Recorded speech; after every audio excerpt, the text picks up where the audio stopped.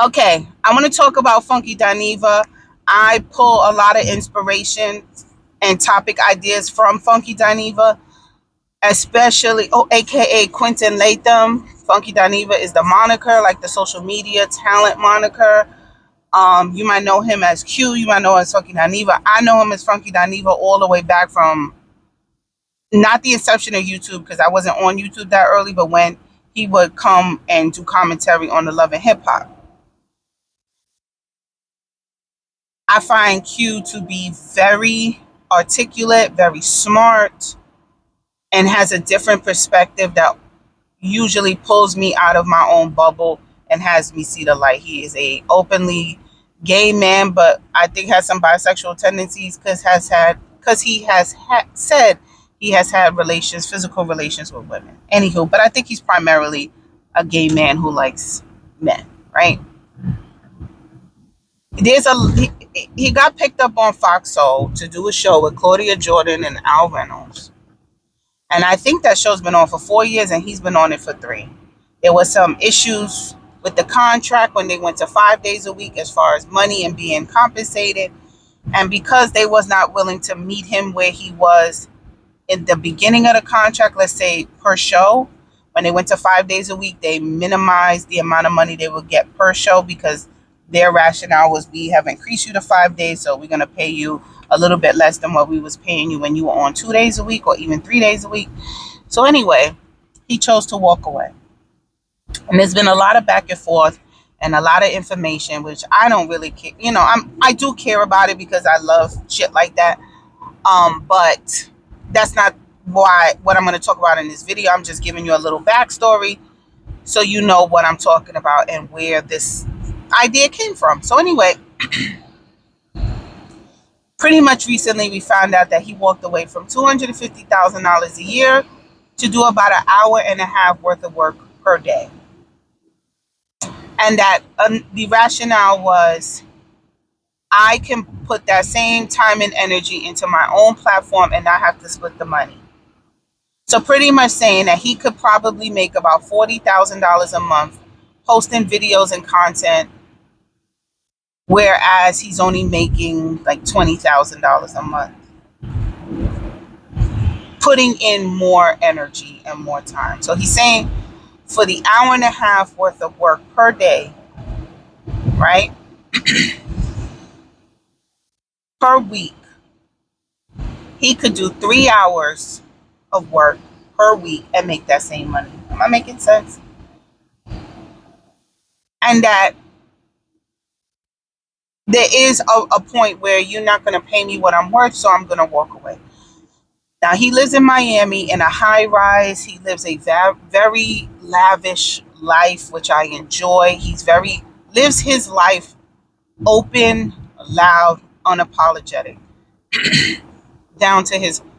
He lives alone, down to his $500 grocery haul to then go out and spend another $200-300 hanging out at the bar, like a very expensive BMW, lives in Miami, which is very expensive, in a high rise, yada, yada, yada, yada, yada. So to me and you, $250,000 for an hour and a half of work per day, to walk away from that seems crazy. And now in these past couple of videos, I'm getting a little sense of buyer's remorse, but he pulls himself back and says, stick to the plan.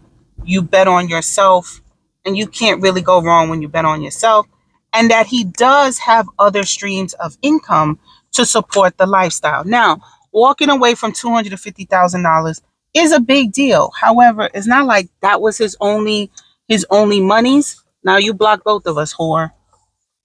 That's not his only monies, and he has a way of making money. So it's not like me and you who had one job making $250,000 a year. We're walking away from that and we're betting on starting this new business or this new way of making money without a plan. He was living this lifestyle before Fox Soul came. So it's not like Fox Soul came and he needed that money to elevate. He was already there. He was already in that apartment. He did get the car after being on Foxhole, but like he said, and I believe he puts his Foxhole checks in the bank as savings. He also takes care of a very little, very cute. Oh my God, he's so cute. His sister's son, whose dad is not in the picture, and I think he's like 6, right? So he's very active with him in the school and donating and all that stuff, which I believe. He doesn't have any children. So I do believe when he said he was using that Foxhole check to, one, help out his sister and or family, whatever family that's left, because both his parents are deceased, and as savings, and that he's also on a radio show, like a regular radio show. So he has another job, and also the social media. So I want to talk about, could you have walked away from $250,000 if you didn't need it? Let's say you're in the same situation as Q. You have other multiple forms of income. You had this lifestyle that you're living before the $250,000. So it's not like the $250,000 elevated you to have this, that you need to sustain it. You already had it. Would you be able to walk away from that and bet on yourself? I could say yes. If I'm in my same situation that I am in now. Having a husband who could also make money. If I was single and I had children, I don't think I could walk away from that.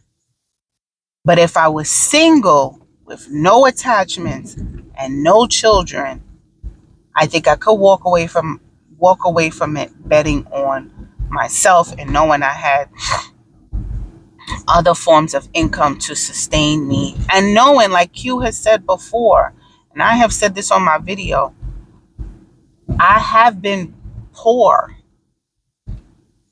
I know what to do. He's single.